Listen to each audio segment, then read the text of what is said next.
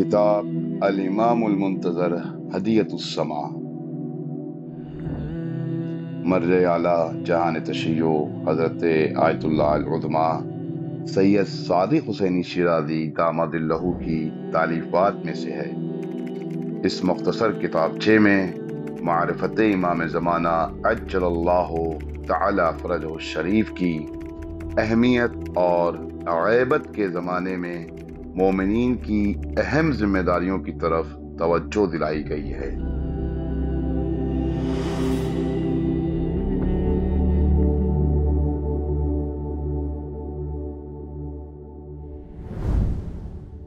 اعوذ باللہ من الشیطان اللعین الرجیم، بسم اللہ الرحمن الرحیم، الحمد للہ رب العالمین، وصلی اللہ علی محمد وآلہ الطیبین الطاہرین، اما بعد فقد قال امام الصادق علیہ السلام ان قائمنا اہل البیت اذا قام لبس ثیاب امیر المؤمنین وسار بسیرت علی علیہ السلام۔ معرفت امام زمان علیہ السلام کا سلسلہ جاری ہے۔ آج چوتھی نشست ہے۔ اس میں سے پہلی نشست میں ہم نے حدیث معرفت پیش کی، دوسری نشست میں آیت سورہ قصص کی آیت نمبر 5 کہ جس میں اللہ تبارک و تعالیٰ نے فرمایا ہے کہ ہم نے ضعیفوں کا، مظلوموں کا امام قرار دیا ہے، اور انہی مظلومین میں سے کہ جن کو لوگوں نے مظلوم بنا کے رکھا ہے ان کو ہم پیشوا بنائیں گے۔ ان کو دنیا میں ان کی جزا یہ ہے کہ ہم ان کو لوگوں کا امام، رہبر، قائد بنائیں گے۔ تیسری نشست میں ہم نے عرض کیا کہ امام زمان علیہ السلام شباہت رکھتے ہیں رسول اللہ سے، کہ جس طرح رسول اللہ رؤوف و رحیم تھے، رحمت للعالمین تھے، سب کے ساتھ نرم رویہ اختیار کرتے تھے، اسی طرح امام زمان علیہ السلام امیر المؤمنین علیہ السلام کے ساتھ بھی شباہت رکھتے ہیں۔ آج کی نشست کا موضوع ہے ہمارا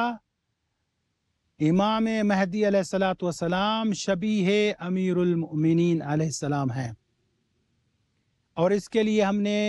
صحیح و سند روایت امام جعفر صادق علیہ السلام چھٹے امام سے ایک روایت ہے، اور جس کے لیے آیت اللہ العظمی مرجع شیرازی فرماتے ہیں کہ یہ روایت صحیح السند ہے۔ اس صحیح السند روایت کو آپ کے سامنے تلاوت کیا ہے کہ امام جعفر صادق علیہ السلام سے جب پوچھا گیا کہ مولا ہمارے وقت کے جب امام آئیں گے تو ان کا رہن سہن کیسا ہوگا، وہ ان کا پہننا، ان کا کھانا، ان کا پینا، ان کا چلنا کس طرح ہوگا؟ تو بعض روایات میں کہا گیا کہ رسول اللہ کے شبیہ ہیں۔ اب اس حدیث میں بیان کیا جا رہا ہے کہ امام مہدی علیہ السلام شبیہ امیر المؤمنین علیہ السلام ہیں۔ اس حوالے سے امام جعفر صادق علیہ السلام کا فرمان آپ کے سامنے ہم پیش کر چکے ہیں، کہ جس میں چھٹے امام فرماتے ہیں کہ ان قائمنا اہل البیت، کہ جب ہمارا قائم اہل بیت میں سے آخری امام جب قیام کریں گے، جب ظہور کریں گے، جب اس دنیا میں آشکار ہو جائیں گے، تو اذا قام لبس ثیاب امیر المؤمنین علیہ السلام، کہ جب اس دنیا میں آئیں گے تو امیر المؤمنین علیہ السلام کا لباس زیب تن کریں گے، وَسَارَ بِسِیرَةِ عَلِيٍّ عَلَيْهِ السلام، اور علی علیہ السلام کی سیرت پر عمل کریں گے۔ تو اب یہاں پر کہا گیا کہ آیت اللہ العظمی مرجع شیرازی اس کی تفسیر اس روایت کی اس طرح بیان کرتے ہیں کہ یہ جو امام جعفر صادق علیہ السلام نے فرمایا ہے کہ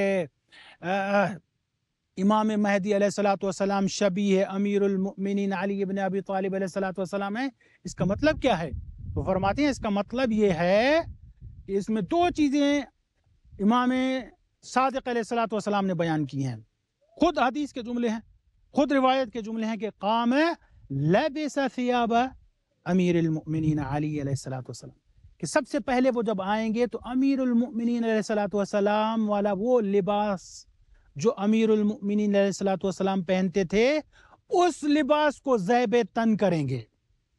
اب اس لباس کی آپ نے علماء کے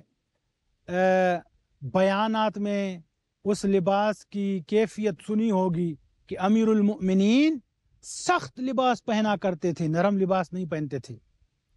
اور اتنا خستہ حالت پہنتے تھے کہ جب امیر المؤمنین علیہ الصلوۃ والسلام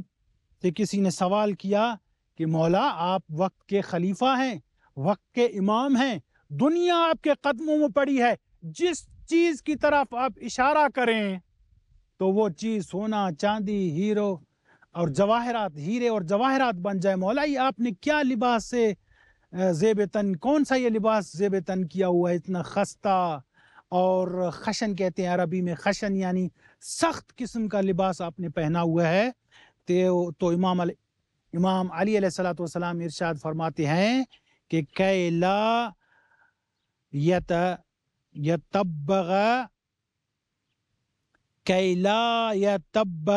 بالفقیر فقرہ، عجیب جملے ہیں مولا کے کہ کہ لا یتبغ، کہ میں یہ اس لیے پہن رہا ہوں